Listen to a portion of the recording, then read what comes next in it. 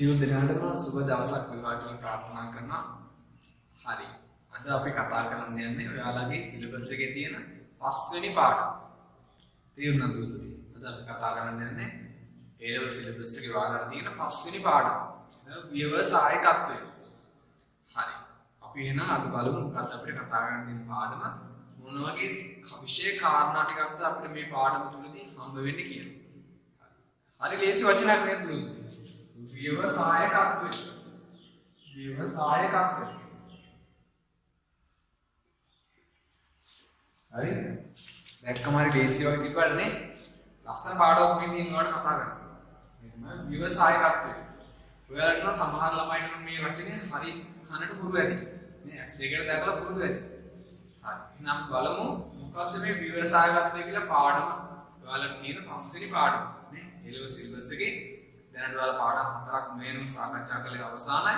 දැන් ඔයාලට හම්බෙලා තියෙන පාඩම පස්වෙනි පාඩමේදී ව්‍යවසායකත්වයේ සහ වැදගත්කම. ඒකට බලන්න මොකක්ද මේ ව්‍යවසායකත්වය කියන්නේ කියලා. තේරුණාද? අපි ඉස්සරහම බලන්න ඕනේ මොකක්ද මේ ව්‍යවසායකත්වය කියන්නේ කියලා. ඊට පස්සේ බලන්න ව්‍යවසායකත්වයේ වැදගත්කම. තේරුණාද? ව්‍යවසායකත්වය කියන්නේ මොකක්ද? මේ ව්‍යවසායකත්වයේ වැදගත්කම කුමක්ද? හරි.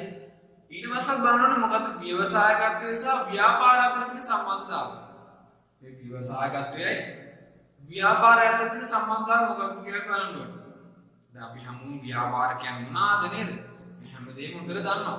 මුල් පාඩම් හතරක් අධ්‍යයනය කරලා අවසානය දැනට ව්‍යාපාර නේද? ව්‍යාපාර පරිසරය මේ සියල්ලම ගැන හොඳ අවධානයක් අවබෝධයක් ඔයාලා හැමෝටම තියෙනවා. ඒක අපි බලන්න ඕනේ. व्यवसायकत्वය ව්‍යාපාරය අතර තියෙන සම්බන්ධතාවය නේද? හරි. ඊට කලින් අපි බලමු මොකක්ද මේ ව්‍යවසායකත්වය කියන්නේ කියලා. ව්‍යවසායකත්වය කියන්නේ මොකක්ද කියන කලින් මම මෙන්න මේ උදාහරණයක් ඔයාලට කියනවා. හරි. හිතන්න මෙන්න මේ A කියලා පුද්ගලෙක් ඉන්නවා. තේරුණාද? A කියලා පුද්ගලෙක් ඉන්නවා. මෙන්න මේ කියන A කියන පුද්ගලයා එයාගේ ගමේ නැත්නම් එයාගේ අම්මාට හරි තාත්තට හරි තියෙන සිල්ලර බිස්නස් එකක්. තේරුණා? සිල්ලර ව්‍යාපාරයක් තියෙනවා කියනවා. එතකොට මෙන්න මේ කියන ඒ කියන පුද්ගලයා මේ අම්මාට හරි තාත්තට හරි අයිති වෙලා තියෙන සිල්ලර බිස්නස් එක මෙයා පත් කරන සුපිරි වෙළඳසැලක් බවට. තේරුණාද? මේ සිල්ලර වෙළඳසැල මෙයා පත් කරන සුපිරි වෙළඳසැලක් බවට. තේරුණා? මෙයා මේක මොකක්ද පත් කරලා මේ සිල්ලර වෙළඳසැල සුපිරි වෙළඳසැලක් බවට පත් කරලා තියෙනවා. සුපිරි වෙළඳසැල. හරි. ඊට පස්සේ ඒ වගේම නම් B කියලා පුද්ගලෙක්. ඔන්න එන B කියලා පුද්ගලෙක්. එතකොට මේ B කියන පුද්ගලයා මෙයා දකින්න මේ පරිසරයේ තියෙන ඩෙන්ගු රෝගය ගැන තේරෙනවා. අපි හැමෝම දන්න වචන ඩෙන්ගු නේද? මෙන්න මේ ඩෙන්ගු රෝගය දකින්න. මෙයා කල්පනා කරනවා මේ ඩෙන්ගු රෝගෙ මිනිසුන්ට බේරෙන්න දෙයක් නැද්ද? මොකක්වත් බෙහෙතක් නැද්ද මේකට? තේරෙනවද? ඖෂධයක් නැද්ද? මෙයා මේ කල්පනා කරලා මේක ඩෙන්ගු රෝගයට ඖෂධයක් හොයාගන්නවා. තේරෙනවද? මෙයා මේ ඩෙන්ගු රෝගයට ඖෂධයක් හොයාගන්නවා. එයා පරීක්ෂණ කරලා නේද? පරීක්ෂණ කරලා ඒක සාර්ථක අසාර්ථකභාවය මැනලා මෙයා ඒක සාර්ථක වෙලා මෙයා ඒකට ඖෂධයක් හොයාගන්නවා. තේරුණා? ඊට මෙයාට පුළුවන් මේකේ වෙළඳ පොළ ටිකුත් කරලා නේද? ව්‍යාපාරයක් වඩ පත් කරගෙන යන්න පුළුවන්. ඒ වගේම තමයි තව වගේ තමයි C කියලා පුද්ගලෙක්. ආයිම C කියලා පුද්ගලෙක්. මේ C කියන පුද්ගලයා අයින් කළා දාතින වාහනයක් යනවා. අයින් කළා දාතින බස් එකක් යනවා. අයින් කරලා පාරේ දුවන්නේ නැතුව අයින් කළා දාතින බස් එකක් අරගෙන මෙයා මේක මිලදී අරගන්නවා. තේරුණාද? අයින් කළා දාතින බස් රථය මෙයා මිලදී ගන්නවා. මෙයා මේක මිලදී අරගෙන බස් රථයක් මිලදී අරගෙන මෙයා මේක හොඳට හදලා නේ පාරට පර්මිට් එකක් අරගෙන වාහන දුවන පර්මිට් එකක් ගන්න බෑ. පර්මිට් එක උත් අරගෙන මෙයා මේක පාර ධාවන සඳහා යොමු කරනවා. තේරුණාද? ඔන්න ඒ කියන පුද්ගලෙක් ඉන්නවා. එයා යාළුවගේ අම්මට හරි තාත්තට හරි අයිතිලා දුන්න සිල්ලර වෙනසල සුපිරි වෙනසලක් වඩපත් කරනවා. B කියන පුද්ගලයා මේ අපි දකින ඩෙන්ගු රෝගයට විසඳුමක් හොයාගත්තා. තේරුණාද? ඖෂධයක් හොයාගත්තා. ඒ වගේම C කියලා පුද්ගලෙක් ඉන්නවා. මෙයා මේ අයින් කළා දාපු බස් රථයක් අරගෙන පාරේ ධාවන සඳහා යොමු කරනවා. තේරුණාද? එතකොට අපි දැනගන්න ඕනේ මෙන්න මේ කියන කාර්යයන් තුනේ මොන වගේ සම්බන්ධයක් තියෙන ව්‍යාපාර සෙල්ස් ට්‍රේඩින් කියලා. හරි තේරුණාද? මොන වගේ සම්බන්ධයක්ද තියෙන කියලා බලන්න ඕනේ. මේ සම්බන්ධය හරියට තේරුම් ගත්තා නම් අපිට මේ ව්‍යවසායකත්වයේ සහ ව්‍යාපාර සහ මේ කියන පාඩම තේරුම් ගන්න හරිය ලේසියි. තේරුණාද? මෙන්න මේ තුන් දෙනාගේ අතර සම්බන්ධතාවය වෙන වෙන වශයෙන් තේරුම් ගන්න පුළුවන් නම් අපිට මේ පාඩම තේරුම් ගන්නවා කියන දෙයක් නෙමෙයි. හරි සරල පාඩමක්. හරි. අපි බලමු මෙයාලා කියන සම්බන්ධතාවය මොකක්ද කියලා. හරි. මේ ඒ කියන පුද්ගලයා මොකද කරේ එතකොට? මේ ඒ කියන පුද්ගලයා කරලා තියෙනවා මේ සීල වෙනසලක් සුපිරි වෙනසලක් වඩපත් කරලා තියෙනවා. ඒ කියන්නේ මෙයා මේක තිබ්බ කඩයක් කියන පොඩි සිලර කඩයක්. මෙයා මේකනේ අලුතෙන් දේවල් එකතු කරලා නේ තියෙන දේවල් අයින් කරලා අර අපි දකින්නනේ ගමේ ගොඩේ තියෙන සිලර වෙනසලක් ඒ වගේ නෙමෙයි. ඊට වැඩි හොඳට සුපිරි වෙනසලක් වඩපත් කරද්දී අලුතෙන් දේවල් එකතු කරන්න බෑ. ඒතුරු මෙයා කරලා තියෙන්නේ මොකද්ද? මේකට කියන නවීකරණය කිරීමක් කරලා තියෙනවා. මෙයා නවීකරණය කිරීමක් කරලා තියෙනවා. එතකොට මේ B කියන පුද්ගලයා එයා මොකද්ද කරේ? එයා කරා ඩෙන්ගු රෝගයට ඖෂධයක් හොයාගත්තා නේද? විසඳුමක් හොයාගත්තා. තුන අපි කරන මොකද කියන්නේ? ඒ කියන්නේ මේ ඩෙන්ගු රෝගයට කලින් විසඳුම් හොයාගෙන තිබිලා තියෙනවා. ඔයාට තිබිලා නැහැ. තුන මෙයා අලුතෙන්ම දෙයක් හොයාගෙන තියෙන නේද? මෙයා කරලා තියෙන්නේ කවුරුත් නොකරපු දෙයක්. මෙයා නම් කරේ අම්මාගේ තාත්තාගේ කරපු දෙයක්. පොඩි ඉවරක් ඉස්සරහට කියන්නේ. හැබැයි මේ B කියන පුද්ගලයා අලුතෙන් දෙයක් හොයාගත්තා. ඒකට අපි මේ පාඩමේදී කියන වචනයක් නවෝත්පාදනය කියනවා. නවෝත්පාදනය කිරීමක් කරලා තියෙනවා. හරි. ඒක උඩ බලමු අවසාන පුද්ගලයා C. මෙයා මොකද මේ කරලා තියෙන්නේ නේද? හරි. C කියන පුද්ගලයා ආරේ අයින් කරලා දාලා තිබ්බනේ බස් රථයක් ගත්තා. දුවන්න ධාවනය කරන්න තිබ්බ බස් රථයක් මිලදී ගත්තා. හැබැයි මෙයාට මේක ලොකු අවදානමක් නේද? මොකද ඒ අයින් කරලා තිබ්බ පුද්ගලයා මේක මොකක් හරි ගැටලුවක් ප්‍රශ්නයක් තියෙන නිසා වෙන්න පුළුවන් අයින් කරලා තිබ්බේ. හැබැයි මෙයා ඒක මිලදී ගත්තා නේද? මෙයා මිලදී ගත්තේ සාර්ථක වෙන්නත් පුළුවන් අසාර්ථක වෙන්නත් පුළුවන්. ඒ කියන්නේ ඒකෙන් අපිට ආදායමක් උත්පාදනය කරන්නත් පුළුවන්. නැත්නම් ආදායමක් උත්පාදනය නොවෙන්නත් පුළුවන්. එතකොට මෙතන මොකද තියෙන්නේ? මෙතන අවදානමක් තියෙනවා නේද? එතකොට මෙයා මොකද කරේ? මෙයා කරා අවදානම් දැරීමක් කරා නේද? අවදානම් දැරීමක් කරා. හරි. එතකොට දැන් අපිට පැහැදිලි වෙන මෙතන මොකක්ද ඔයාලගේ කතන්දරය කියලා. මොන මෙයා විකරණය කිරීමක් කරා, B කියන පුද්ගලයා උත්පාදනයක් කරා, C කියන පුද්ගලයා අවදානමක් දැරුවා. එතකොට අපිට මේ පාඩමේදී ගොඩක් අදගත් වෙන කවුද? අපිට ගොඩක් අදගත් වෙන මෙන්න B කියන පුද්ගලයා. මොකද අපි මේ ව්‍යවසායකත්වයේ තුලදී අපි කතා කරන්නේ මොකද්ද? නවෝත්පාදනය. අලුතෙන් දෙයක් බිහි කිරීමක්. නේ? අලුතෙන් දෙයක් බිහි කරලා ඒක ව්‍යාපාර ශාස්ත්‍රයට යොදවලා ව්‍යාපාර ශාස්ත්‍රය සාර්ථක වෙන්න පුළුවන් අපිට. නේ? එතකොට අපිට මේ පාඩමේදී ගොඩාක් අදගත් වෙන මෙන්න B කියන පුද්ගලයා මේ කටයුතු කරපු ආකාරය. තේරුණාද? නවෝත්පාදනය කිරීම. හරි. එතකොට මේ පාඩමේදී මේ දෙක වැදගත් නැද්ද? මේ දෙක වැදගත් නැද්ද? නෑ. මේ දෙකක් වැදගත්. ව්‍යවසායකික කියන පුද්ගලයා මේ තුනටම මුහුණ දෙන්න ඕනේ. තේරුණා? නවෝත්පාදනය කරන්න යද්දී නවීකරණය කිරීමක් කරන්න වෙන්න පුළුවන්. එයාට අවදානමක් කරන්න වෙන්න පුළුවන්. මෙයා කරන දේ කවුරුත් මිලදී ගත්තේ නැහැ කියන්නකො. ඒක මා ලොකු අවදානමක් තියෙනවා නේද? මෙයා මේක කරගෙන යනකොට මේකට අලුත් දේවල් කරන්නේ නැද්ද? අලුත් දේවල් එකතු කරන්නේ නැද්ද? අලුත් දේවල් එකතු කරන්න වෙනවා. ඒක මෙයාට නවීකරණය කිරීමක් සිදු කරන්නත් වෙනවා. ඒක ව්‍යවසායකයෙක් වුණාම මෙන්න මේ කියන කාරණා තුනටම මුහුණ දෙන්න වෙනවා. හැබැයි මේ පුද්ගල දෙන්න මේ දෙක විතරයි කරන්න හිටියනේ. මෙයා අවදානමක් කරලා ඒකින් පුද්ගල නවීකරණය කිරීමක් කරා. හැබැයි මේ දෙන්නගේ එක්කෙනෙක්වත් නවෝත්පාදනය කිරීමක් කරන්නේ නැහැ. එයා තිබ්බ දෙයක් ආයෙත් වෙනස් කරලා කරන්න යනවා නේද? ව්‍යවසායක විතරයි නවෝත්පාදනයේ යෙදී සිටින්නේ. තේරුණාද? හොඳට මතක තියාගන්න මෙන්න මේ කියන කාරණාව. හරි. හරි දුවේ පුතේ. ඒක අපි දැන් දන්නවා නේද? මොකද්ද මේ ව්‍යවසායකත්වයේ මූලික අඩිතාලම කියන්නේ. අපි දැන් දන්නවනේ මොකද්ද ව්‍යවසායකත්වයේ මූලික අඩිතාලම කියන්නේ. එතකොට අපි දැන් බලමු මොකද්ද මේ ව්‍යවසායකත්වය කියන්නේ කියලා නේද? මොකද්ද මේ ව්‍යවසායකත්වය කියන්නේ කියලා. හරි. එතකොට ව්‍යවසායකත්වයේ බිහි වෙන්න නම් කවුරුත් පුද්ගලෙක් ඉන්න බෑ නේද? ඒ පුද්ගලයා දකින්න ඕන ව්‍යාපාර පාඩසරේ. නේ? එයා දිනෙන් දින දවසෙන් දවස මේ ව්‍යාපාර පාඩසරේ ඉන්න අධ්‍යයනයක් කරන්න ඕන. එහෙම නැතු එයාට බෑ කවදාවත් ව්‍යවසායකෙක් වෙන්න. ව්‍යවසායකෙක් වෙලා කරන්නේ මොකද්ද? ව්‍යාපාර පරිසරයේ මොකක් හරි ගැටලුවකට විසඳුමක් හොයන්න කරන්නේ.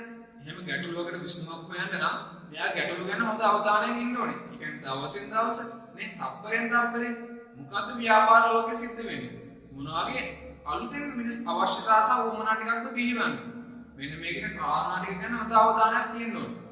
ව්‍යවසායයක් වුණාම ඔය කියන කාරණා ටික ගැන හොඳ අවධානයක් තියෙන්න ඕනේ. එහෙම නැතුනොත් එයාට කවදාවත් ව්‍යවසායයක් වෙන්න බෑ. මොකද එයා කරන්න කවදාවත් එයාට මේ එක්කෙනෙක් කරපු දෙයක් කරන්න බෑනේ. එහෙනම් ඒක නවෝත්පාදනයක් වෙන්නේ නෑනේ. ඒතුළු මේ පුද්ගලයා අලුතෙන් දෙයක් බිහි කරන්න නම් අලුතෙන් හිතන්න ඕනේ. අලුතෙන් දෙයක් දකින්න ඕනේ. එතකොට ඔයාලා හොඳට දැන් අධ්‍යයනය කරලා තියෙන පළවෙනි පාඩම ඒක අපි කතා කරලා තියෙන ව්‍යාපාර පරිසරය ගැන නේද? ව්‍යාපාර පරිසරයේදී අපි කියලා තියෙන අවස්ථා සහ තර්ජන හට ගන්නවා කියන්නේ. නේ? ව්‍යාපාර පරිසරයේ අපි කියලා තියෙන අවස්ථා සහ තර්ජන හට ගන්නවා කියන්නේ. එතකොට මේ ව්‍යවසායයත් කියන පාඩමේදී අපිට අවශ්‍ය වන්නේ ව්‍යාපාර පරිසරයේ තියෙන අවස්ථා ගැන. තේරෙනවද? ඒ ව්‍යවසායයක් නම් ව්‍යාපාර පරිසරයේ තියෙන අවස්ථා ගැන නිරන්තරයෙන් අවධානයෙන් ඉන්න ඕනේ. මෙන්න මේ කියන ව්‍යාපාර පරිසරයේ තියෙන අවස්ථා ටික තේරුණාද? මේ කියන අවස්ථාව හොඳට අධ්‍යයනය කරන්න ඕනේ. තේරුණාද? හොඳට අධ්‍යයනය කරන්න ඕනේ. ඊට පස්සේ මේ කියන ව්‍යවසායය නිර්මාණශීලීත්වයක් තියෙන්න ඕනේ. නිර්මාණශීලීත්වයක් තියෙන්න ඕනේ.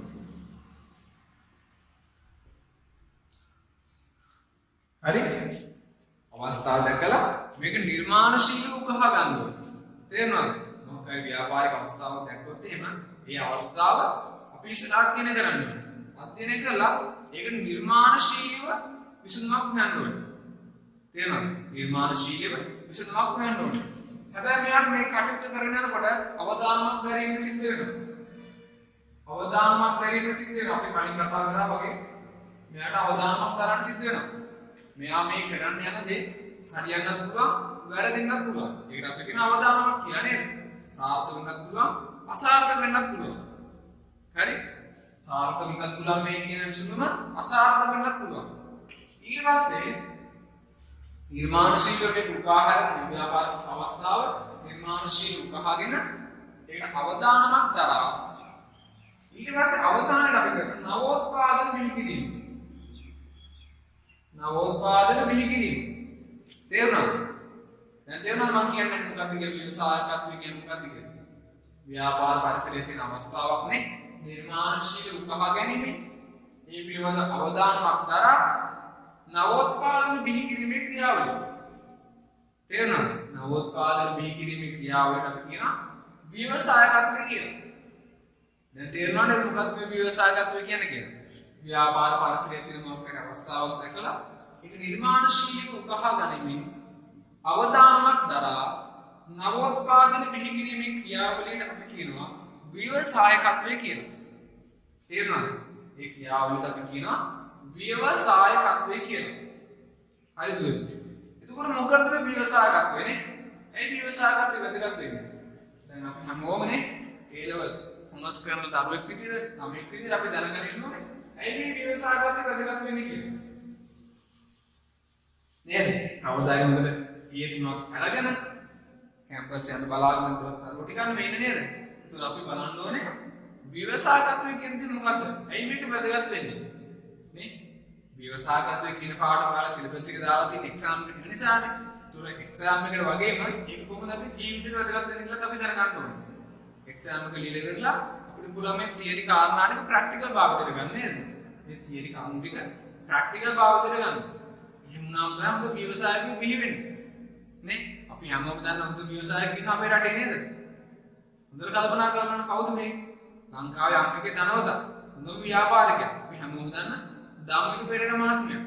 නේ? පෞද්ගලිකව අපි හැමෝම වෙන්න ආස කරන චරිතයක්. නේ? අපි හැමෝම අනුගමනය කරනවානේ. අපි ෆලෝ කරනවා නේද?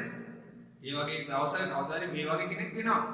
අපි හැමදාමනේ ටීවී වල, නිවුස් වල, YouTube නාලිකාවල, ඉන්ටර්විව් වල මේ හැම දෙයකම අපි මේ පුද්ගලයා ගැන තොරතුරු දකිනවා. ඒවා දකිද්දී අපි ඒ දේවල් හොයාගෙන ගිහිල්ලා අපි තාසය කවදාද මේ පුද්ගලෙක් වඩපත් වෙන්නේ.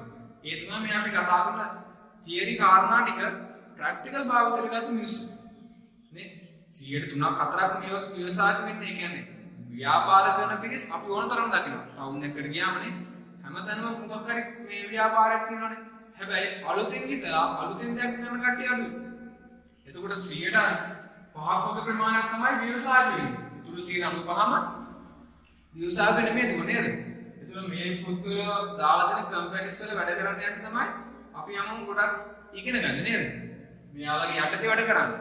ඒතුළු කොහොමද දවසක අපි මේ තියරි කාරණා ටික ඔලුවට දාගෙන අපිට පුළුවන් මේ වගේ මේ 150 වලින් ගන්න. නේ? එහෙම ට්‍රෙන්ඩ් ගන්නක් තියෙන්නේ. අපිට උනත් අධ්‍යාපනය ඉවර කළා හොඳට ඉගෙනගෙන මේ පිළිවෙල ගැඹුරින් හදාරලා අපිට පුළුවන් මේ 150 වලට ගන්න. නේ? සම්පූර්ණ ව්‍යාපාරික අයිතිකාරයෙක් වෙනවද නේද? හොඳ ව්‍යවසායයක් වෙන්න පුළුවන්. හරි. එතකොට මෙන්න මේ කියන ව්‍යවසායගතේ මොනවද කියන වැදගත්කම. නේ? මේ ව්‍යවසායගතේ කියන වැදගත්කම මොකක්ද? අපි දැනගන්න ඕනේ ව්‍යවසායගතේ කියන වැදගත්කම මොකක්ද කියලා. හරි. හිතන්න මෙහෙම ඔයාලා කවදාද ඉගෙනගෙන කැම්පස් ඇවිල්ලා හොඳට ඩිග්‍රී එකක් අරගෙන කවදාද ජොබ් එකක් කරන්න ගියා කියලා. එතකොට අපිට හොඳ ව්‍යවසායගත දැනුමක් තියෙනවනේ. තේරුණාද? හොඳට අපිට ව්‍යවසායගත සම්බන්ධ දැනුමක් තියෙනවනේ. අපිට යන ඉන්ටර්විව් එකකින් පාස් වෙන්න බැරිද? පුළුවන් නේද? අපි හොඳ වැඩක් නැනේ. අපිට හොඳ ව්‍යවසායගත දැනුමක් තියෙනවනම් අපි ඒ ව්‍යාපාරයට අවශ්‍ය ඒ කියන්නේ ආයතනයට අවශ්‍ය කෙනෙක් දුනොත් අපිව එයාලා මේ එයාලගේ ජොබ් එකට බාර ගන්නවා. අපිට රැකියාවක් වෙනවා. ඒකත් අපිට ලොකු දෙයක් නේද? හොඳ වැදගත්කමක් නේද? ඒ වගේම තමයි දවසින් දවස මේ ව්‍යාපාර ලෝක වෙනස් වෙනවා. තේරුණාද? ව්‍යාපාර ලෝකය දවසින් දවස වෙනස් වෙනවා. අපි මේ කතා කරන මොහොත වෙනකොට මොන වගේ දේවල් වෙනස් වෙලා තියෙද නේද? ඒකට මේ වෙනස්කම් අපි හොඳට දකින්න ඕනේ. මෙයා හොඳට දකින්න පුළුවන් කාටද? ව්‍යවසායිකයෙක්ට විතරයි. තේරුණාද? මේ කියන කාරණා ටික හොඳට අවබෝධයෙන් දකින්න පුළුවන් හොඳ ව්‍යවසායිකයෙක්ට විතරයි. ඒකට ව්‍යවසායගතේ සඳහාත් වැදගත් වෙනවා නේද? ඒ වගේම තමයි ව්‍යවසායගත ඔස්සේ බිහිවන ව්‍යාපාරයක් ඒ ව්‍යාපාරයේ තුලින් මිලදී ගන්න අමුද්‍රව්‍ය ප්‍රමාණයක් නේ ව්‍යාපාර කටයුතු කරන්න අවශ්‍ය අමුද්‍රව්‍ය තියෙනවනේ. එතකොට මේ අමුද්‍රව්‍ය කොහෙද මිලදී ගන්නේ? සමහරවිට අපේ රටෙන් වෙන්න පුළුවන්, නැත්නම් වෙනත් රටෙන් වෙන්න පුළුවන්. උදාහරණයක් විදිහට අපේ රටෙන් මිලදී ගත්තොත් එහෙම අපේ රටේ තියෙන ප්‍රාදේශීය සම්පත් ටික විකුණ ගන්න පුළුවන් නේද? ඒ ප්‍රාදේශීය සම්පත් වල ඉල්ලුමක් ඇති වෙනවා. ඒකට ඒ හරහා බොහෝ පිරිස වලටනේ රැකියා අවස්ථා, ආදායම් මාර්ග ගොඩක් දේවල් බිහි වෙනවා. ව්‍යවසායකයා ඒ දේවල් අරගෙනගේ ව්‍යාපාර කටයුතු කරගන්නා වගේම ඒ දේවල් අපිට පරිභෝජනය කරන්න පුළුවන්. ඒ දේවල් අපිට විකුණන්න පුළුවන් නේ. සැපයුම්කරුවෙක් විදිහට අපිට ඒ දේවල් ව්‍යාපාර වෙනුවෙන් සැපයුම් කරන්න පුළුවන්. ඒක අපිට ආදායම් උත්පාදනය කරගන්න පුළුවන්. ඒ වගේ මේකෙන් බොහෝ රැකියා අවස්ථා ප්‍රමාණයක් බිහි වෙනවා. නේද? ව්‍යවසායගත තුලින් බොහෝ රැකියා අවස්ථා ප්‍රමාණයක් බිහි වෙනවා. හරි. ඔන්න ඔය කියන කාරණා නිසා ව්‍යවසායගත අපිට වැදගත් වෙනවා. ඒ වගේම තමයි ව්‍යවසායගත නිසා රටක දලදේශ නිෂ්පාදන පවා ඉහළ යනවා නේද? දලදේශ නිෂ්පාදිත පවා ඉහළ යනවා. එයි මේ ව්‍යාපාර වලින් විශාල ප්‍රමාණයක් දලදේශ නිෂ්පාදනයට දායකත්වය සපයනවා. ඒකෝට ව්‍යවසායගත නිසා රටේ දලදේශ නිෂ්පාදිත නැත්නම් අපේ රටේ ආර්ථික සංවර්ධනය වෙනවා. ආර්ථික සංවර්ධනය වල මිනිස්සුන්ගේ ඒකමුත් වෙලා ආදායම පවා ඉහළ යනවා නේද? ඒ ඉහළ යන ආදායම අපිට පරිභෝජනයට යොදවන්න පුළුවන්. අපිට අවශ්‍ය දේවල් මිලදී ගන්න නේ. අපි ඕන කෙනෙක් එක්ක ඇවිදින්න යන්නේ යාළුවෝ වුණාම යාළුවොත් එක්ක එකතු වෙන්න. හොඳට අධ්‍යාපන කටයුතු කරන්න. ඒ මුදල් අපිට යොදවන්න පුළුවන්. ඒතර මෙන්න මේ කියන කාරණා නිසා ව්‍යවසායගත වැදගත් වෙනවා පුතේ අපිට. තේරුණාද? මෙන්න මේ කියන කාරණා නිසා ව්‍යවසායගත රටකට පුද්ගලයෙක්නේ අපිට ඉතාමත් හොඳ දෙයක් නේ. කවදාවත් ව්‍යවසායගතය කියන මේ පාඩම අධ්‍යයනය කළ වැරදෙන්නේ නැහැ පුතේ. මේක අපිට පෞද්ගලික ජීවිතේ උනත් ගන්න පුළුවන්. මේ දේවල් පිළිබඳව හොඳට ගැඹුරින් හදාarලා අපිට පුළුවන් අලුතෙන් ව්‍යාපාරයක් ආරම්භ කරන්න. නේද? ඔය කියන පරිසරයේ තියෙන අවස්ථා ටිකනේ නිර්මාණශීල උත්සාහයගෙන අපි අවධානමක් අරගෙන නවෝත්පාදනයක් බිහි කරන්න පුළුවන්. ඒ තමයි ව්‍යවසායගතය. ඒ ව්‍යවසායගතය අධ්‍යයනය කරොත් විතරයි අපිට ඔය කියන වැදගත්කම් ටික ලැබෙන්නේ. එහෙම තු ව්‍යවසායගතය අතහැරලා දාලා තිබ්බොත් ඔය කියන එකම වැදගත්කමක්වත් අපිට ලැබෙන්නේ නැහැ. හරි දුවේපුතේ. ඉතින් අපි දැන් දන්නා ව්‍යවසායගතය කියන්නේ මොකක්ද කියලා නේද? ඒක අපි දැන් දන්නා ව්‍යවසායගතය කියන වැදගත්කම මොනවද කියලා නේද?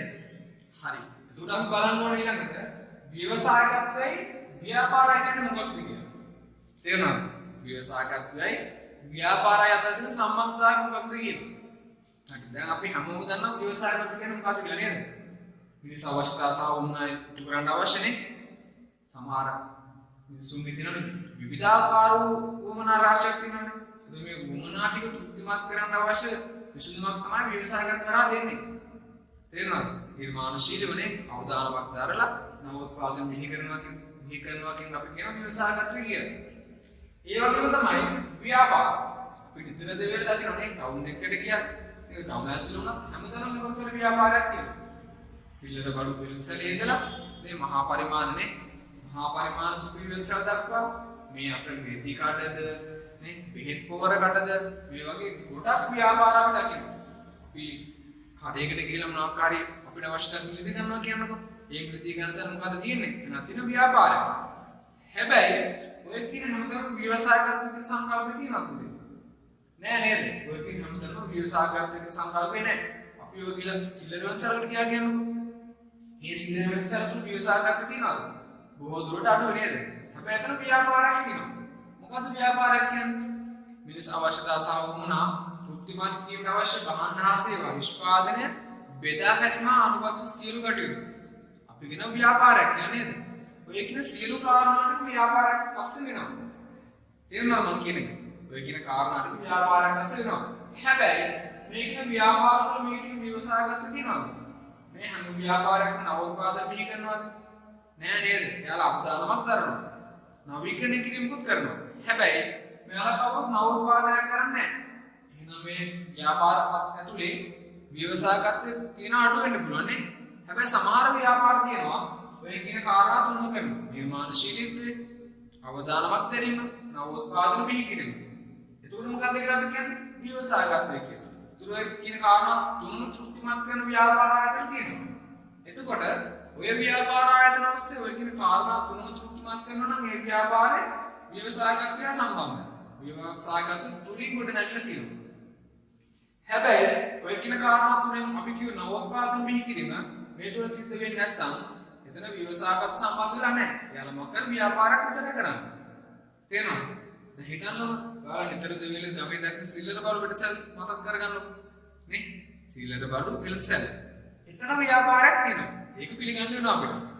හැබැයි මේ කරන පුද්ගලයා ව්‍යවසායගත කරනවා. ව්‍යවසායගත සංකල්පයේ සාධාරණ ඉෂ්ට කරනවා. නෑ නේද?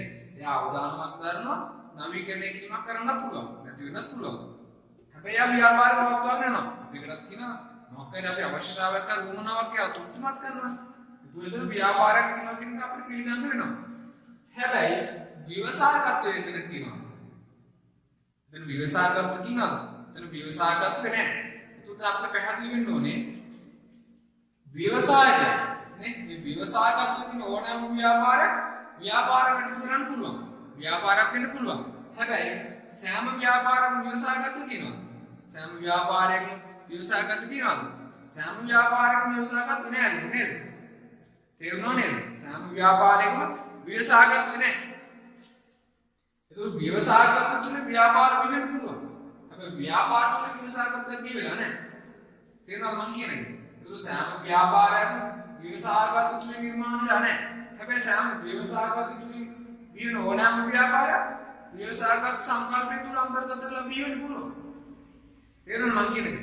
ව්‍යවසායගත කියන සංකල්පය ඔස්සේ යනකොට ඒක ව්‍යාපාරයක් වෙන්න පුළුවන්.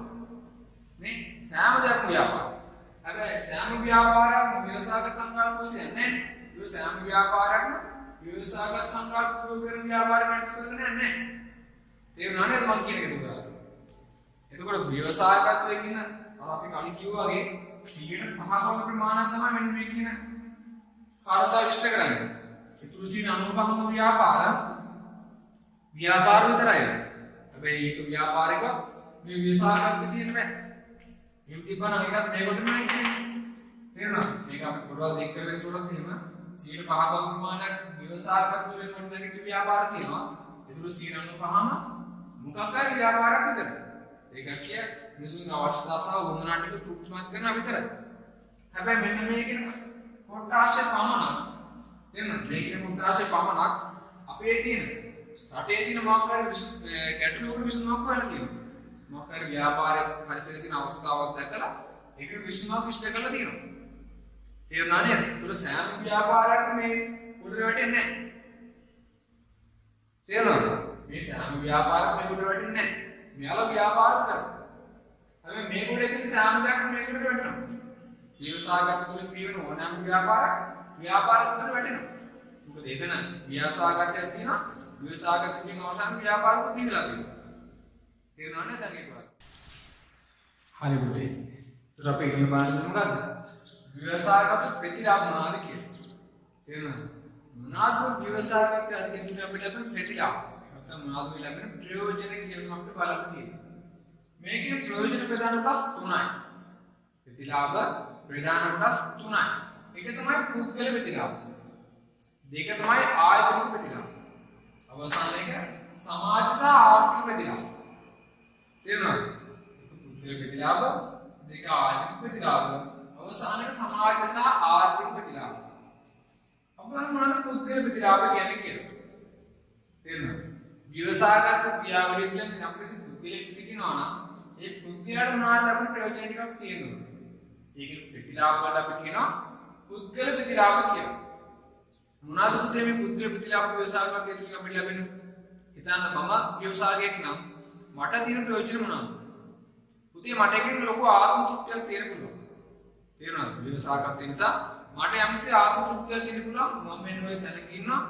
මම මෙන්න මගේ කාර්යයක් සිදු කරනවා කියනවා.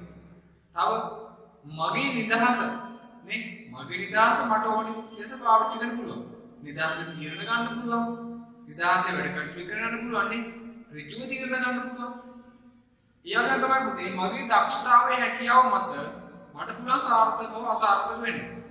මම දක්ෂයෙක් නම් නේ මට පුළුවන් මේ ශේෂ්ත්‍රය සාර්ථක වෙන්න. තාම මොනවද පුතේ? හොඳ මූල්‍යමය හැකියාවක් මට හදා ගන්න පුළුවන්. හොඳ ව්‍යවසායික වෙලා හොඳ ව්‍යාපාරයක යොමු වෙලා මට පුළුවන් හොඳ මූල්‍යමය ශක්තියක් ගොඩනගා ගන්න. තාම මොනවද පුතේ මට ලැබෙන්නේ කියලා? අපිට ලැබෙන විශාල ලාභ ප්‍රමාණයක් නේද? يعني විශාල ආදායම් උපයද්දී හොඳ ලාභයක් උපය ගන්න පුළුවන් අපිට. ව්‍යවසායගත නිසා හොඳ ලාභයක් අපිට උපය ගන්න පුළුවන් මේ ශේෂ්ත්‍රේ. ඊළඟට පුතේ ගන්න මොනවද ලැබෙන ආයතන ප්‍රතිලාභ. ඒ කියන්නේ ව්‍යවසායගත ක්‍රියාවලියෙන් ලැබෙන ආයතනය. මම නම් ව්‍යවසායකයා මම ආරම්භ කරන ව්‍යාපාරයේ එහෙම නැත්නම් ආයතනයෙන් මට ලැබෙන ප්‍රතිලාභ ප්‍රයෝජන මොනවාද? හොඳ අඛණ්ඩ වර්ධනයක් පවත්වා ගන්න පුළුවන්. මොකද තරකාරීත්වය සාර්ථක මුණ දෙන්න පුළුවන්. අපේ ව්‍යාපාර ආයතනයේ හොඳ ව්‍යවසායක ඉන්නවනම් අයිතිකාරයෙක් විදිහට ඒ වගේම යටත් සේවකයෝ ටික හොඳ ව්‍යවසායක දැනුමක් තියෙන කල්පනාකාරවරුටියක් නම් එයාට පුළුවන් ඕනෑම ගැටලුවකට ඕනෑම අවස්ථාවක විසඳුමක් හොයන්න. තරකාරීත්වය මොන ආකාරයෙන් ආවත් අපිට පුළුවන් තරකාරීත්වය සාර්ථක මුණ දෙන්න. අපිට පුළුවන් ව්‍යාපාරයේ ප්‍රයත්න තහවුරු කරගන්න. තාම නම් අපිට පුළුවන් එක එක ව්‍යාපාරික ශේෂ්ත්‍ර වලට අත ගන්න. නේ? ඒ කියන්නේ ව්‍යාපාරය උල්ල වර්ධනය කරගන්න පුළුවන්. ව්‍යාපාර කොටස වර්ධනය කරගන්න පුළුවන්. අපි ඉන්නවා නම් ගාමන් ශේෂ්ත්‍රේ අපිට පුළුවන් තව ශේෂ්ත්‍රයකට යන්න. නේද? ඒගොල්ලෝ ශේෂ්ත්‍රයෙන් අයින් වෙලා අපිට පුළුවන් හෝටල් ශේෂ්ත්‍රය කියන්නේ. ඒ ශේෂ්ත්‍රයේ හොඳ ව්‍යවසායක බඩපත් වෙන්න පුළුවන්. හැමෝම කරන හෝටල් නෙමෙයි නේද? හොඳ ව්‍යවසායක විදිහට ඉඳලා හොඳ ව්‍යාපාරයක් ආරම්භ කරන්න පුළුවන්. තේරුණාද? එහෙම කරාම අපිට පුළුවන් ආයතන වශයෙන් අපිට ප්‍රතිලාභ ගන්න. තේරුණාද? ඊළඟට බලන්න මොනවද සමාජ සහ ආර්ථික ප්‍රතිලාභ කියන්නේ. ඉතාමත් වැදගත් කොටසක්. රටට සමාජයේ තියෙන ප්‍රතිලාභ මොනවද ව්‍යවසායකත්ව නිසා. ඊළඟ පුතේ අපේ ලංකාවේ ව්‍යවසායකයෝ විශාල ප්‍රමාණයක් ඉන්නවා නම් ඒ විශාල ප්‍රමාණයම විශාල ව්‍යාපාර ශේෂ්ත්‍රයක් ගොඩනගනවා. ලොකු ව්‍යාපාර ශේෂ්ත්‍රයක් අපේ රටේ තියෙනවා. එතකොට එයාලා වැඩ කරන්නේ කොහොමද? අපේ රටේ මිනිස්සු ටික නේද? ඒක අපිට රැකියාව අවස්ථාවකට බිහි වෙනවා. හොඳ රැකියාව අවස්ථාවකට බිහි වෙනවා. ඒක අපිට පුළුවන් රැකියාව බිහි කළා සමාජයේ රැකියාව මේ ලබා දෙන්න. ඒක අපිට පුළුවන් රැකියාවට ගිහිලා ආදායම උත්පාදනය කරගන්න. මේ රැකියාවල අපේ රටේ හැම මිනිහම යනවා නම් හැම මිනිස්සුම යනවා නම් අපේ රටේ දිලුදු බව අඩු වෙනවා නේද? මොකද හැම කෙනාම මාසයක් අවසානයේ වැටපක් හම්බ වෙනවා. දුකාගම් මුදල් හොරකම් කරන්න අවශ්‍ය නැහැ නේ අපේ රටේ ගොඩක් වෙන හොරකම් කරන එක නේද ඒක කරන්න අවශ්‍ය වෙන්නේ නැහැ අපිට පුළුවන් අපිටම කියලා දෙයක් ගොඩනගා ගන්න මාසයේ අවසානයේ වැටුපක් කරන අපිට පුළුවන් නිසි පාර්ථ කළමනාකරණය කරගෙන ඉතිරි කරන්න පුළුවන් පරිභෝජනය කරන්න පුළුවන් බෙදරක් පුරක් හදා ගන්න පුළුවන් වාහනයක් ගන්න පුළුවන් නේද මේ හැම දෙයක්ම අවසාන ප්‍රතිඵලෙ මොකද අපේ රටේ ආර්ථික වර්ධනය වෙනවා නේද ව්‍යවසායකයෝ ඉන්න ප්‍රමාණය වැඩි වෙනවා කියන්නේ ව්‍යාපාර ශේෂ්ත්‍රය වර්ධනය වෙනවා. ව්‍යාපාරයෙන් වැඩි වෙනවා. ව්‍යාපාර වැඩි වෙනකොට මොකද වෙන්නේ අපේ රටේ? ආර්ථික සංවර්ධනය වෙනවා නේද? අපේ රටේ ආර්ථික විලාසින් අපි හැමෝම දකින්නවනේ නේද? තාමත් දක්ෂව ටිකක් අපේ රට පාලනය කරන්නේ නේද? එහෙමනේ කියන්නේ. එතකොට මේ සීලෝම දේවල් නැති වෙලා අපේ රට හොඳ සංවර්ධනය වෙනවා. අපේ රටේ ආර්ථික සංවර්ධනය වෙනවා. රුපියල පාලනය වෙන්න ඕනේ නෑනේ. රුපියල හොඳ ශක්තිමත් තියෙනවා. දින දින අප්‍රමාණව අධි ප්‍රමාණයක් වෙන්න අවශ්‍ය නැහැ. අපේ රුපියල ශක්තිමත් අපිට තියාගන්න පුළුවන්. හොඳ ඩොලර් සංචිතයක් අපේ රටට උත්පාදනය කරන්න පුළුවන්. පිට රටින් අපේ රටට ගේන්න පුළුවන්. හොඳ ව්‍යවසාය පිටික් කරපමණයි අපේ රටේ ආර්ථික කොට දාන්න පුළුවන්. අපි හැමෝම නම් දාමක පෙරේනවා. හොඳ ව්‍යවසාය. අපි හැමෝම පෞද්ගලිකව කැමති පෞද්ගලිකව යා ෆලෝ කරනවානේ අපි හැමෝම ගොඩක් මම හිතන අපි මේ දරුවෝ ටිකක් ඒ වගේ වෙන්න ඇති කියලා. ඒ වගේ මිනිස්සුන්ගේ අපිට ගන්න දේවල් ගොඩක් තියෙනවා. ඒ වගේ පුද්ගලයෝ තව මේ රටේ හිටිනම් 10ක් 15ක් අපේ රට හොඳ තැනකට ගෙනියන්න පුළුවන්. ඉතින් මේ ත්‍ත්වෙට යන්න ඔයාලට හැකියාව ලැබෙන්න කියලා අපි ප්‍රාර්ථනා කරනවා. තේරුණාද? හොඳට ඉගෙනගෙන ව්‍යවසායගත සම්බන්ධව හොඳ දැනුමක් ලබාගෙන ඔයාලට පුළුවන් ඒ තැනකට යන්න. හොඳ රැකියාවක් කරනවා වගේම අපිට පුළුවන් ව්‍යාපාරයක් ආරම්භ කරන්න. ඒකනේ ව්‍යවසායගතෙන් අපිට ප්‍රධාන ප්‍රතිලාභය නේද? ව්‍යවසාය කරලා හොඳ ව්‍යාපාරයක් ආරම්භ කරන්න පුළුවන්. එතකොට අපි මේ කතා කරාවද අපේ රටේ මිනිස්සුන්ගේ ජීවන මට්ටම ඉහළ යනවා. සමාජයේ ජීවන මට්ටම ඉහළ යනවා. දුගී බව අඩු වෙනවා. සේවා වියුක්තිය අඩු වෙලා සේවා නියුක්ති මට්ටම ඉහළ යනවා. දිලුත් බව නැති වෙලා යනවා. හැමෝටම ආදායම වීමේ මාර්ගයක් ඇති වෙනවා. ඔන්න ඔය කියන ප්‍රතිලාභ අපිට අයිතිවන්නේ සමාජ සහ ආර්ථික කියන මට්ටමේදී. එහෙනම් අපි දැන් දන්නවා ව්‍යවසායගතය තුළින් උත්තර ප්‍රතිලාභ, ආයතන ප්‍රතිලාභ, සමාජ සහ ආර්ථික ප්‍රතිලාභات වෙනවා කියනවා. තේරුණාද? ඔන්න ඔය කියන ප්‍රතිලාභ මට්ටම් ටික තමයි ව්‍යවසායගත තුළින් අපිට හම්බ වෙන්නේ. හරි. අපි ඊළඟට බලමු. ව්‍යවසායගතේ මොනවාද මේ වර්තමානයේ තියෙන ප්‍රවණතා කියලා. තේරුණාද? ව්‍යවසායගතේ වර්තමානයේ තියෙන ප්‍රවණතා මොනවාද? ව්‍යවසායගත ප්‍රවණතා. මෙහෙම බලන්න. කාන්තා ව්‍යවසායකත්වය. කාන්තා ව්‍යවසායකත්වය.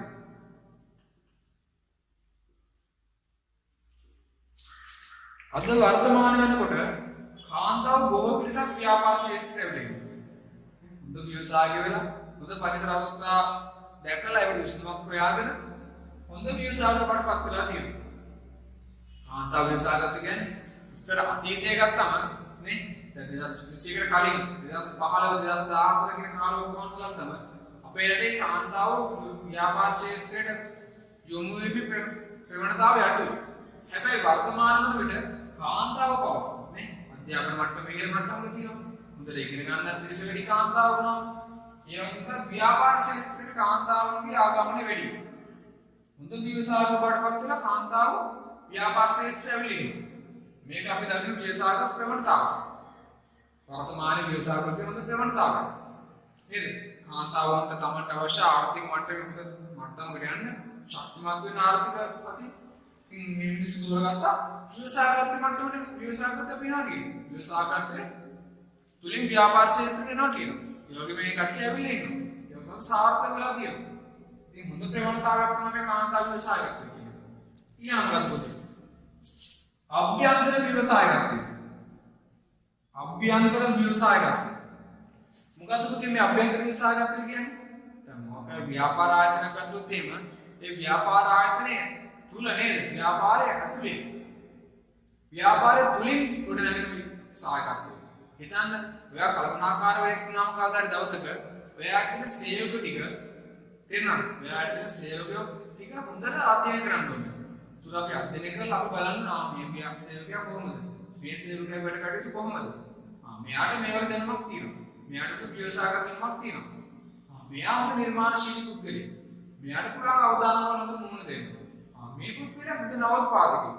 ඔන්නෝගේ කාරණා ටික දැනගෙන මේ පුද්ගලයාගේ වැඩ ගන්න පුළුවන්. නේද? එයාට යම්ස කාර්යයක් බාර දීලා ඒකෙන් ව්‍යාපාරය සාර්ථක කරගන්න. ඒ කියන්නේ ව්‍යාපාරය තුලින්ම බිහි උද නැගෙන ව්‍යවසායකත්වයට අපි කියනවා අභ්‍යන්තර ව්‍යවසායකත්වය කියලා. ඊළඟ පද්ධතිය. ඊළඟ අපි දැක්කා ගෝලීය ව්‍යවසායකත්වය. ගෝලීය ව්‍යවසායකත්වය. මොකද පුතේ මේ ගෝලී විසාගත කියන්නේ අපි හැම මාතෘ ගෝලී කරන්නේ ආදින නේද? අපේ රට නිෂ්පාදනය කරන දේ වෙනත් රටක විකුණන්න පුළුවන්. ඔන්න ඔය කියන ව්‍යාපාර ක්ෂේත්‍රෙ මේනොට විශාල වශයෙන් වර්ධනය වෙලා තියෙනවා. ඒ කියන්නේ අපනයනට උදව් වෙලා තියෙනවා. කලින් දේපොළ රබර් අපනයනය කරා අපේ රටේ නේද? හැබැයි මේ වෙනකොට විවිධාකාර වූ දේවල් අපනයනය කරනවා. ඒ කියන්නේ මෙතෙක් අපනයනය කරපු දේවල් නෙමෙයි. මේ ව්‍යවසායිකව නිසා අලුතෙන් ව්‍යාපාර පිළ වෙලා එයාලා අලුතෙන් දෙයක් මේ පිටරටකට කල්වි කරනවා. කියන්නේ අපනයනය කරනවා. තේරෙනවද? අපනයන විලප්පල පිළ වෙලා තියෙනවා. මේ මොකක් නිසාද? ව්‍යවසායකත්වය නිසා. તો මේ ගෝලී ව්‍යවසායකත්ව අපි දැකන ප්‍රවණතාවය. තේරෙනවද? ඔන්න ඔය කියන ප්‍රවණතාව මට්ටම් ව්‍යවසායකත්ව නිසා අපි දැකලා අත්විඳලා තියෙනවා. ව්‍යවසායකත්වයෙන් අපි අත්විඳලා තියෙනවා. තව මොනවද පුතේ ව්‍යවසායකත්වයේ ප්‍රවණතාව? අපි දැකින ප්‍රවණතාව මොනවද? හොඳට කල්පනා කරන්න බලන්න. ව්‍යවසායකත්වයෙන් අපි දැකන වෙනත් ප්‍රවණතාවක්. තව හොඳ ප්‍රවණතාවයක් තියෙනවා. හරිත ව්‍යවසායකත්වය. හරිත ව්‍යවසායකත්වය. හරිත ව්‍යවසායකත්වය. ග්‍රීන් කන්සෙප්ට් එක නේද? දැන් බලන්න කීක්ස් එක. ඒකේ තියෙන ග්‍රීන් කන්සෙප්ට් එක. නේද? ඒක පරිසරයත් එක්ක මුළු වෙලා යන ව්‍යාපාරය. පරිසරයට මේ පරිසර අල්මක් දක්වනවා. දැන් ඔකට යම් දැකලා ඇති පරිසර දූෂණය වුණාම අපිට ඉන්න පුළුවන්. දැන් ඔයාලා ඉන්න ප්‍රදේශය ගත්තොත්, ඔයාලා ඉන්න වටපිටාව ගත්තොත් ඒක දූෂණය වෙලා තිබුණොත් අපිට ඉන්න පුළුවන්. බෑ නේද? මෙන්න මේ කියන දේ ව්‍යාපාරිකව හොඳට අධ්‍යයනය කරලා තියෙනවා. එතකොට ගොඩක් ව්‍යාපාර මෙහෙම කරනවා පරිසරයත් එක්ක සමගාමීව. පරිසර ආරක්ෂා කරමින්, පරිසර ආරක්ෂා කරන විවිධ කඳවුරු වැඩසටහන් තියත් කරමින් තමන්ගේ ව්‍යාපාර කටයුතු කරගෙන යනවා. ඒක අපි ඒකට කියනවා හරිත ව්‍යවසායකත්වය කියනවා. හරි පුතේ. ඒක අපි දැන් දන්නවා හරිත ව්‍යවසායකත්වය කියන්නේ මොකක්ද කියලා නේද? හරිත පරිසරයත් එක්ක මුහු වෙලා යන ව්‍යාපාර. නේ? වර්තමාන වෙනකොට පරිසර දූෂණය කියලා කැමති තියෙනවා. ඒ වගේ මේ හා සමගා පරිසර ආරක්ෂණ වැඩසටහන් ක්‍රියාත්මක වෙනවා. එතකොට මේ සියල්ල එක්කම යමින් ව්‍යාපාර දැන් නඹුරු වෙලා තියෙනවා. පරිසරය ආරක්ෂා කරගන්න තමන්ගේ ව්‍යාපාර කටයුතු කරගෙන යනවා. ව්‍යාපාරය පරිසරය ආරක්ෂා කරනවා කියන මතයක් දීලා දෙන මිනිස්සුන්ට නේද? ඒක මිනිස්සුන්ට කල්පනා කරනවා හරි මේ ව්‍යාපාරික ව්‍යාපාරය පරිසරය ආරක්ෂා කරගෙන වැඩ කටයුතු කරනවා. තේරුණාද? මේ ව්‍යාපාරය තුලින් බහන්න තුලින් දීගත්තොත් අපිට අවුලක් වෙන්නේ නැහැ. අපිට ප්‍රශ්නයක් වෙන්නේ නැහැ. ඒ කියන ගැරන්ටි එක දීලා තියෙනවා නේද? වගකීම් සහතිකයක් දීලා තියෙනවා. તો හරිත ව්‍යවසායකත්වයේ කියන ප්‍රවණතාවය වර්තමාන ඉතාමත් වැදගත්. නේ? පරිසර ආරක්ෂා කරමින් ව්‍යාපාර කටයුතු කරනවා කියන එක ඉතාමත් වැදගත් කරලා තියෙනවා. හරි. ඒක අපි දැන් දන්නවා ව්‍යවසායකත්ව ප්‍රවණතාව මොනවද වර්තමාන නේද? කාන්තා ව්‍යවසායකත්වය, අභ්‍යන්තර ව්‍යවසායකත්වය, ගෝලීය ව්‍යවසායකත්වය, හරිත ව්‍යවසායකත්වය. තව එකක් අපි දන්නවා සමාජීය ව්‍යවසායකත්වය. සමාජීය ව්‍යවසායකත්වය. ඒ කියන්නේ පුතේ සමාජයේ තියෙන ගැටලු, සමාජයේ තියෙන ප්‍රශ්න මේවා දැකලා මේ සඳහා විසඳුම් නිකුත් කරලා තියෙනවා. අලුතින් නවෝත්පාදනයක් කරලා තියෙනවා. ඒකට අපි කියන සමාජ තුලින්ම පැන නගින ව්‍යවසායකත්වය. බත් සමාජ තුලින්ම පැන නගින ව්‍යවසායකත්වය. ඒ කියන්නේ සමාජීය ව්‍යවසායකත්වය. ඔන්න ඔය කියන ප්‍රවණතාව මේ වෙනකොට ව්‍යාපාර ලෝකයේ ව්‍යවසායකත්වය තුලින් අපි දැකලා තියෙනවා. අපි දකිනවා. හරිද? අපි දැන් හැමෝම දන්නවා ව්‍යවසායකත්වය කියන්නේ මොකක්ද කියලා නේද? ව්‍යවසායකත්වය කියන්නේ මොකක්ද? ව්‍යවසායකයා කියන්නේ කවුද? කියලා අපි දැන් බලන්න ඕනේ නේද? ව්‍යවසායකත්වය ගැන හොඳ දැනුමක් අපිට දැන් තියෙනවා. එතකොට අපි දැන් බලන්න මොකක්ද මේ ව්‍යවසායකයා කියන්නේ කියලා. කවුද මේ ව්‍යවසායකයා කියන්නේ? ව්‍යවසායකයා. හරි? අපි දන්නවා ව්‍යවසායකත්වය කියන මොකක්ද කියලා අපි දැන් දන්නවා නේද? ඒක සරල මෙහෙම කියන්න පුළුවන්. තේරෙනවද? සරලව කියන්න පුළුවන් ව්‍යවසායකත්ව ක්‍රියාවලිය ඉදිසික පුද්ගලයා. තේරෙනවද? ව්‍යවසායකත්ව ක්‍රියාවලිය ඉදිසික පුද්ගලයාට අපි කියනවා ව්‍යවසායකයා කියලා. ඒ කියන පුතේ පරිසර අවස්ථා උකහා ගනිමින්. තේරෙනවද? පරිසර අවස්ථා උකහා ගනිමින් නිර්මාණශීලීව අවදානමක් දරා නවෝත්පාදන බිහි කිරීමේ ක්‍රියාවලියේ යෙදී සිටින පුද්ගලයාට අපි කියනවා ව්‍යවසායකය කියනවා. තේරුණාද? ඔන්න ඔය කියන ක්‍රියාවලියේ ඉදිසින පුද්ගලයාට අපි කියනවා ව්‍යවසායකය කියලා. මොකද පුතේ මේ ව්‍යවසායකය මොකටද ඉන්නේ අපිට? මොනවයි කාර්යභාරයක් සිද්ධ කරන්නේ? පුතේ මෙයාලා තමයි අලුතින් ව්‍යාපාර බිහි කරන්නේ. තේරුණාද? මෙයාලා තමයි ආර්ථිකය දියුණු කරන්නේ, වර්ධනය කරන්නේ. ආර්ථික කඩාවැටෙන්නේ නොදී ආර්ථික එක මට්ටමක. තේරුණාද? එක මට්ටමක තියන්නේ මෙන්න මේකේ පුද්ගලෝ ටික. මොකද මේ ව්‍යවසායකයෝ ව්‍යාපාර බිහි කරන්නේ නැත්නම් අපිට ව්‍යාපාර නැහැ. තේරුණාද? මේ ව්‍යාපාර නැහැ කියන්නේ අපේ ආර්ථිකය කඩාවැටෙනවා. තේරුණාද? ඒක ව්‍යවසායක තමයි ආර්ථික කඩාවැටෙන්නේ නොදී පවත්වාගෙන යන්නේ. තව මොනවාද? රැකියා උත්පාදනය කිරීමක් කරනවා. ආදායම් මාර්ග ඇති කරන මිනිසුන්ට නේද? තමන්ගේ ලාභ උපයා ගැනීම මිනිසුන්ට රැකියා අවස්ථා උත්පාදනය කළ තියෙනවා. ඔන්න ඔය කියන කාර්යයන් රසක් මේ ව්‍යවසායකයා කරනවා. හිතන්න පුතේ මෙන්න මෙහෙම. අපි පාරක යනකොට තේරෙනවද? අපි පාරක යනකොට අපිට හිතෙනවා මේ පාරේ ආරක්ෂාවක් නැහැ. තේරෙනවද? මේ පාරේ ආරක්ෂාවක් නැහැ අපිට යන්න බෑ. හැබැයි එක පුද්ගලික කල්පනා කරනවා මේකට මොකක්ද විසඳුමක් හොයන්න ඕනේ කියලා. තේරුණාද? මේකට මොකක්ද විසඳුමක් හොයන්න ඕනේ කියලා. ඒ හොයන විසඳුම අලුතෙන්ම හොයාගත් විසඳුමක් නෑ. තේරුණාද? මේ විසඳුම එයා විසින්ම අලුතෙන්ම හොයාගත්ත විසඳුමක් නම් ඒක නවෝත්පාදනය කිරීමක් කරලා තියෙනවා. එතකොට මේ පුද්ගලයා ව්‍යවසායයක් වෙනවා. තේරුණාද? මේකේ පුද්ගලයා ව්‍යවසායයක් වෙනවා. ඔය කියන ගැටලුවට එයා ලබා දෙන විසඳුම නවෝත්පාදනයක් නේ. එතකොට මෙයා ව්‍යවසායයක් වෙලා තියෙනවා. එතකොට මේ අපිට තියෙන අවශ්‍යතාව සහ වුමනා නේ අපිට අලුතෙන් වුමනා ඇති වෙනවා අපිට. ඒ වුමනා ඇතුණාම අපි ඒ වුමනා හොයනවා. මොකක් හරි බහන් දෙකකින් ඔස්සේ වකින්ක ඉතු කරගන්න ඒ වුමනා අපි හොයනවා. හැබැයි ඒ වුමනා ව්‍යාපාර ලෝකේ නැත්නම් ඒ වුමනා පුදුමත් වෙන්නේ නැහැ. හැබැයි ඔය කියන වුමනාව තවත් කවර පුද්ගලෙක් දකිනවා. ගැටලුවක් විදිහට දකිනවා. ගැටලුවක් විදිහට දැකලා මෙයා මේක විසඳුමක් නිකුත් කරනවා. ඒ විසඳුමක් ඉදිරිපත් කරනවා. ඒ විසඳුම ඉදිරිපත් කරාම අපි ආය දවසකර වුමනාවට අවශ්‍ය භාණ්ඩ හෝ සේවා පිළිදිගත කියන්න ඒක අපිට පිළිදිගන්න පුළුවන් නම් අපේ වුමනා තෘප්තිමත් වෙනවනේ. ඒතුළාර මිනිස්යාගේ ඒ විසඳුම සාර්ථකයි. ඒ විසඳුම ලබා දෙන පුද්ගලයාට අපි කියන ව්‍යවසායකය කියනවා. අපි අර කතා කරපු කාර්යයන් තුන නිර්මාණකරණය, අවදානම් දැරීම, නවෝත්පාදනය. ඔය කියන ක්‍රියාවලිය විශ්ල කරන පුද්ගලයාට අපි කියනවා ව්‍යවසායකය කියනවා. හරි. ඒක අපි ඉතින් කතා කරන තියෙනවා ව්‍යවසායගත ක්‍රියාවලිය නේ. අපි ඔය කතා කරපු ව්‍යවසායගත සිද්ධ වෙන්න කොහොමද? මොනවාගේ පියවරක් ටිකක් තියෙන්නේ? මොනවාගේ කාර්යයක් ටිකක් මේ ව්‍යවසායගත තුළ වෙන්නේ? කියන කාරණා ටික අපිට කතා කරන්න තියෙනවා. හරිද? එතකොට බලමු ව්‍යවසායගත ක්‍රියාවලිය මොකක්ද මේ කියන්නේ? කියන්නේ මොකක් හරි ව්‍යවසායගත කාර්යයක් සිද්ධ වෙන්න නම් ඒ කාර්ය සිද්ධ වෙන මොකක් හරි ක්‍රියා පිළිවෙලක් තියෙන්න බෑ නේද? ඒකට අපි කියනවා ව්‍යවසායගත ක්‍රියාවලිය කියලා. අපි කතා කරපු නවීකරණය, අවදානම් දැරීම, නවෝත්පාදන තුලින් ව්‍යවසායගත සිද්ධ වෙන ආකාරය, සිදුවන පියවර ටිකට අපි කියනවා ව්‍යවසායගත ක්‍රියාවලිය කියලා. තේරෙනවද? ව්‍යවසායගත ක්‍රියාවලිය කියලා. හිතන්න මෙහෙම අපි දැක්කම පලා ව්‍යාපාර.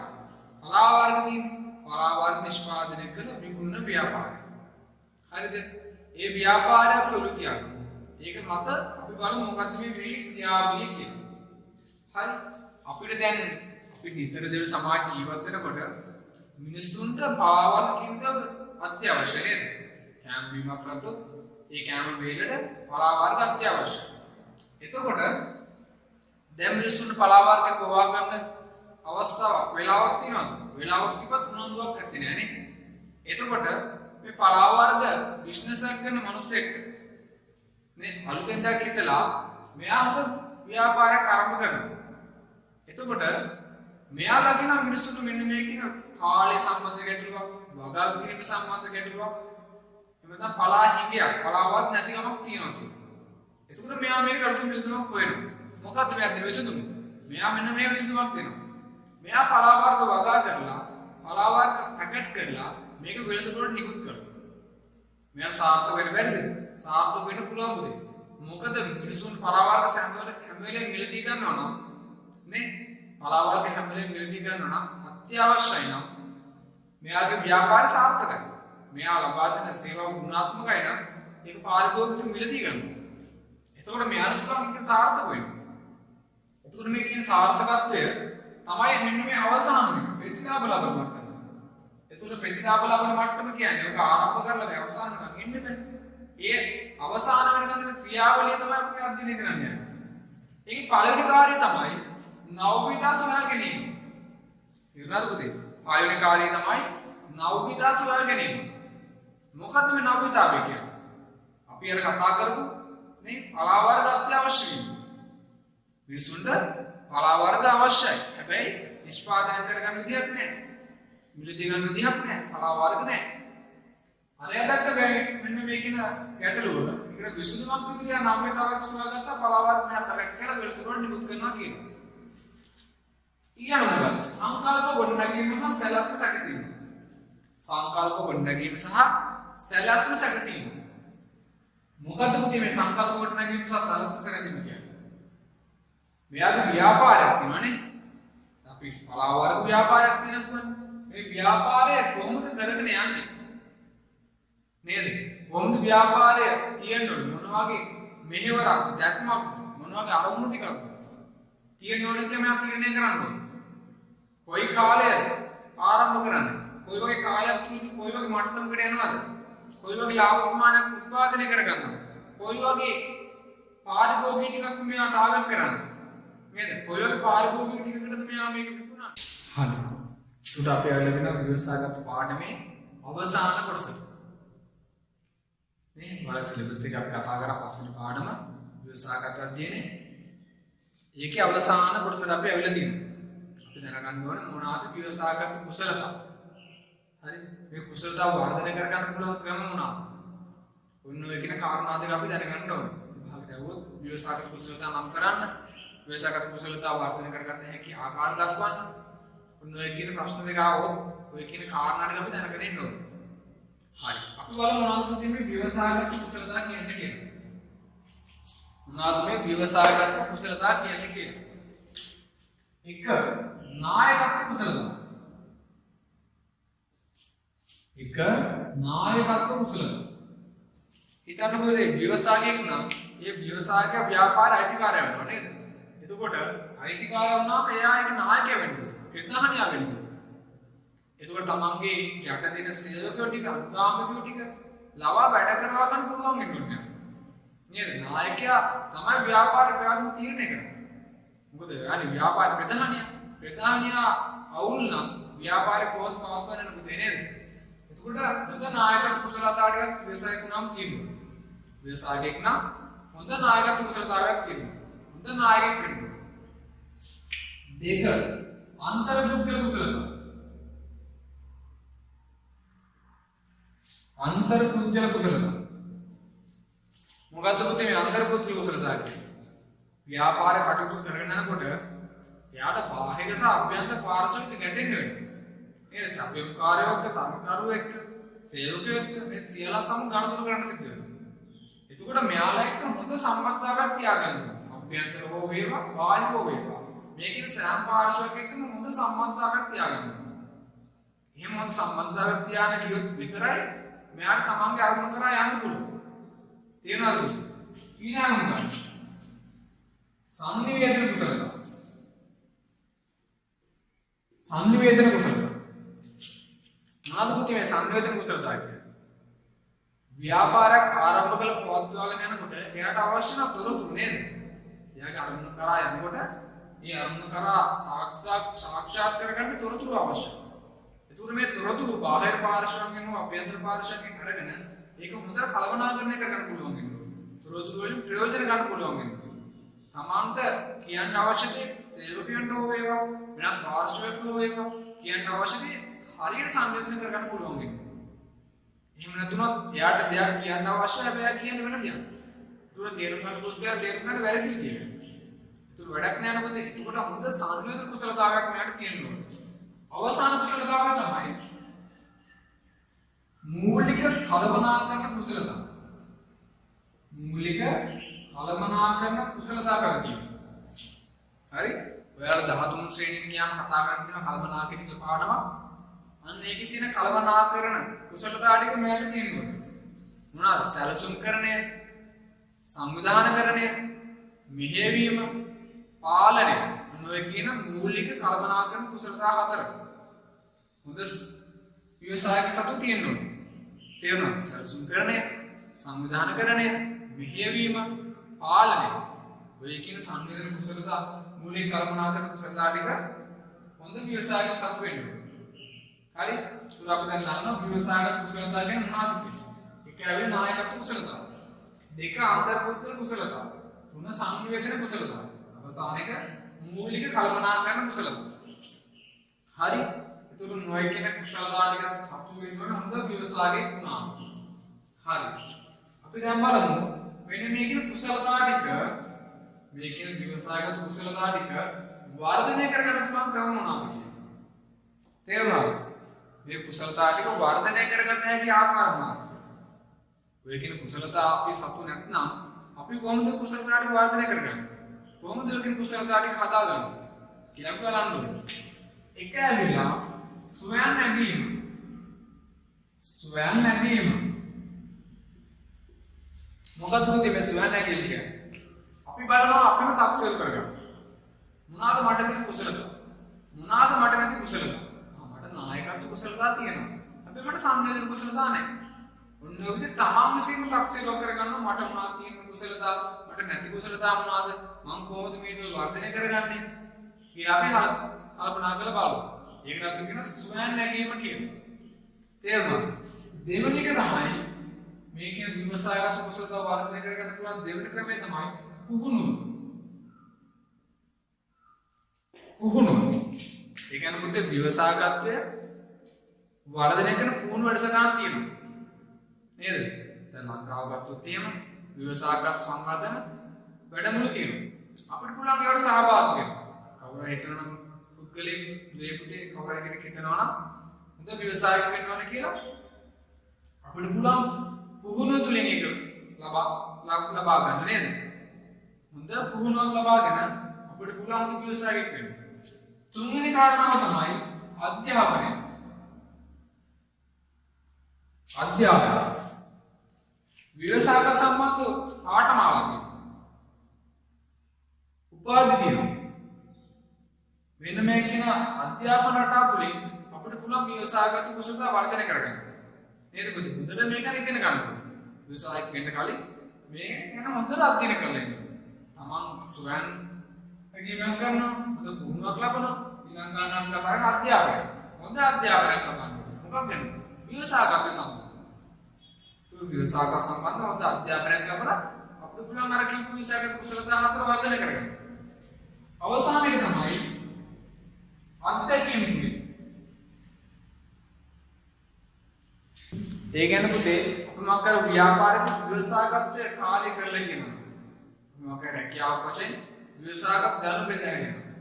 එහෙම නැත්නම් අපි විතර දෙවේලිය අසුරු කරන පුද්ගලයෝ හොඳ ව්‍යවසායකයෝ අපි රැකියාව වශයෙන් කරලා තිබුණා.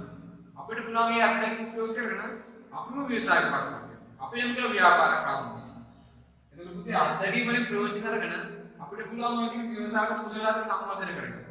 ඒ ව්‍යවසායක කුසලතාව සම්වර්ධනය කරගත්ත කියන්නේ අපිට පුළුවන් ව්‍යවසායක වඩපත් වෙන්න. එතකොට පුතේ ඔය අපි කතා කරපු ව්‍යවසායක කුසලතාව හතර වර්ධනය කරන්න පුළුවන් ක්‍රම ටික තමයි මේ. ඒක ස්වයං නැගීම, නැත්නම් පුහුණුව, නැත්නම් අධ්‍යාපනය, නැත්නම් අධ්‍යාපනයෙන් තුලින්.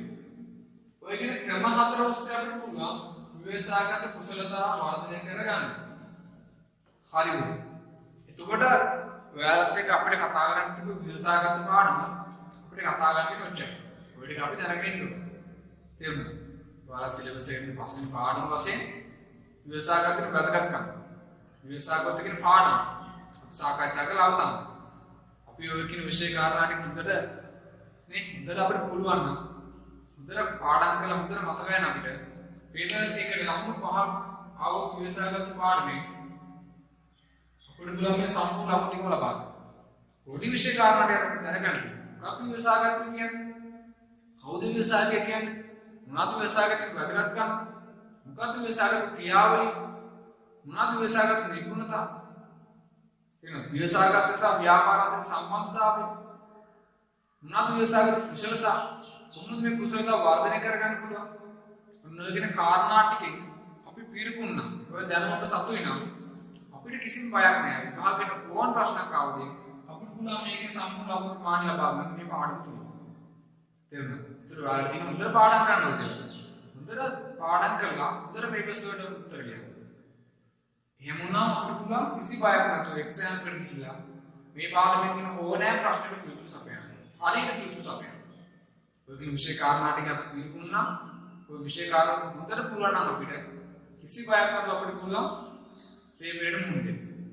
හරි පුතේ. එහෙනම් දැන් ඔයාලා සිලබස් එකේ පාඩම් 5කින් දැනුම ලබා ගන්න තියෙනවා නේද? පළවෙනි පාඩම්, දෙවෙනි පාඩම්, තුන්වෙනි, හතරවෙනි පාඩම්, අන්න පස්වෙනි පාඩමේ විෂය කාරණා ටික කතා කරලා අවසానයි. අපි හිතන වල හොඳ විෂය දැනුමක් නැති කියලා මේ සම්බන්ධව ඔය සිලබස් එකේ හරි. ඒතර ඔයාලා තියෙන්නේ හොඳට පේපර්ස් වල උත්තර ලියලා කිසි බයක් නැති එක්සෑම් එකට කියලා වාඩිලා ලකුණු ලබා ගන්න හොඳ රිසල්ට් එකක්. බිස්නස් ස්ටඩීස් වල A+ එක. සියලු ලකුණු 85කට යන්නේ ඒක. හොඳට ලකුණු 85කට යන්නේ එකක් අරගෙන විශ්වවිද්‍යාල වරම් ලබලා හොඳ උපාධියක් අරගෙන ජීවිතේ දිනන. හරි. එහෙනම් සියලු දෙනාටම සුබ අනාගතයක් ප්‍රාර්ථනා කරන ඔයාලගේ නේ හොඳට අධ්‍යාපන වලට කරගන්න. හොඳට A level exam එක කරනවා නේද? Econ, business studies, accounts වගේ සබ්ජෙක්ට් තුනටම හොඳ A+ වලින් ලකුණු අරගෙන විශ්වවිද්‍යාල වරම් ලබලා හොඳ උපාධියක් කරගෙන හොඳට රටට සමාජයට සේවය කරන්න ලැබෙන්න කියලා ප්‍රාර්ථනා කරනවා.